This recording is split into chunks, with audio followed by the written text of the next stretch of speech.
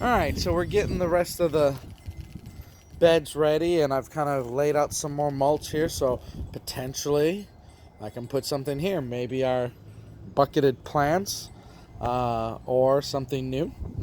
But we're getting this side of the garden ready, and this side used to have a lot of shade. The reason why it had a lot of shade is because this tree was a lot bigger in terms of the branches, and it's since been trimmed because the electrical wires, and it was kind of going in the neighbor's yard and whatnot. So by trimming that, we've got a lot more sunlight on this side now, which means it's a lot more productive early in the season, right? So this bed here is becoming our herb garden. This is where we'll put all the herbs, of which we have a good start. And we have parsley, two different kinds of basil, some dill, we have Greek and Italian oregano, and we have the rosemary shrub there from last year. I gotta say, I set this bed up a little bit and refresh it with some dirt because it was really getting a little low. But I really didn't realize that things like oregano and parsley, and that was winterproofed, at least in Texas. We got cold, we got rain, and that stuff was sturdy. So, yeah, if we plant this parsley and it'll get bigger, when the basil dies, the parsley keep on going. Dill, on the other hand, boy, we have a tough time growing dill, or at least I do. It seems to not like high temperatures, which Texas is the wrong place for it. But we plant it, and it just doesn't get as bushy or big as the other herbs. I don't know what the secret is of dill. I think it grows good in the spring here, hopefully, and maybe the fall when the temperatures cool off. But boy, we just don't have the luck I want with dill. So I might have to overplant just to get more of a output. Here's some more onion that we planted in the fall, and then a couple early cucumber plants here that the nursery had. So we got some pickling and some longer cucumber varieties here. You get that one at the grocery store, often the European kind. So put that in there, and we usually have some good luck with cucumbers. They usually grow up the vine, and we get a whole bunch of them, and we really like cucumbers here. So we'll be planting more variety and seeds and stuff like that. But anyways, yeah, for those of you in Texas and the southern states, it's time to get on it. March is here, and I got my hoops and stuff like that.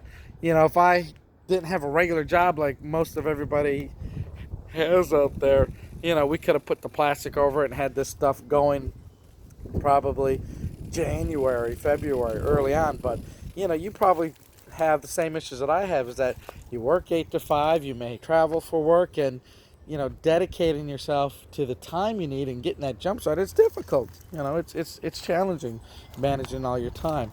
Now, this part of the garden here is the dark side of the moon, as I call it. This side is in the shade, almost 100%. You can see right now it's about 2 or 3 o'clock, and you can see it's still shade right now. We're not going to have sun on this side for maybe another couple weeks. So during the winter, in the late fall, November, this all goes dark. The only thing that kind of seems to grow here is my chives. I put some onion here, but it's definitely a seasonal part of the garden. We can only grow stuff here right in the summer. So as soon as the couple weeks pass, the sun will be directly over this. Maybe I put some tomato plants or some cucumbers or other type of things that will then have the sunlight. But then by August, you got to put this guy to bed. I wish I knew of some plants that didn't need sunlight that could almost grow in the shade, because boy, that's the perfect spot for it. And then, of course, besides the vegetables that we normally grow, we usually sprinkle some flowers and stuff like that around the tree here. Tends to be our, multiple variations of flowers that the family likes to have in the garden, give it a little color. Of course, what I like is the big elephant ear plants. These things I've had in containers, but I'm thinking I might just plant them directly to the ground here. I might just do that.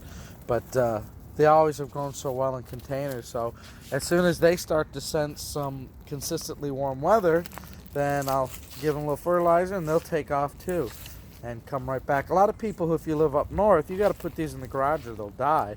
You know, you got to store them away. But I left them out this year. I think they're protected enough. We don't get enough of that cold weather to kill them, and they're pretty mature plants. They're really cool. One of my favorites just because they're so big and green. Anyways, the rose bushes and our arches here, we'll be setting them up.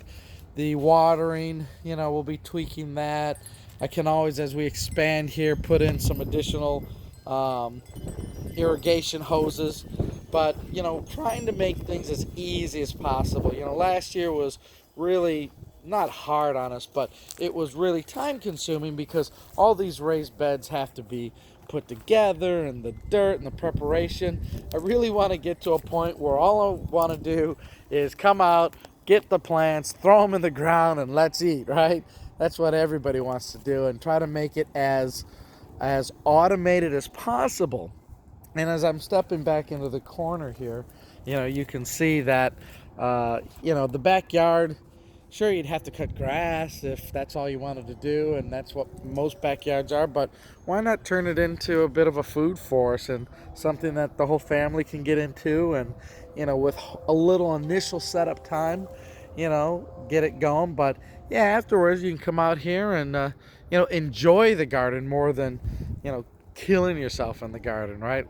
Like if you watch the Back to Eden videos, the guy's got a rake and that's what he does. He doesn't need shovels and tools and other nonsense like that. So so it's fun, right? I mean, it can be enjoyable and definitely reduces stress. And here's our fig tree that I have in the container. I think this year he might go into the ground too.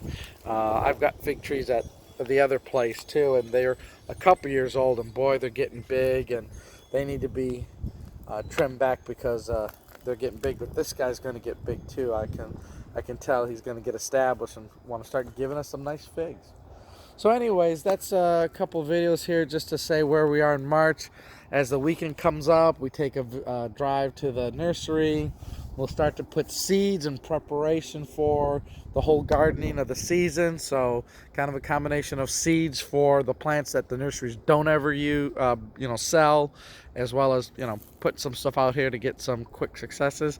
Hopefully you're going to do the same, and you're going to have some fun experimenting with the gardening like we do, and it'll be fun. So we will keep talking to you, often as the season progresses. Thanks, everybody. We'll talk to you again.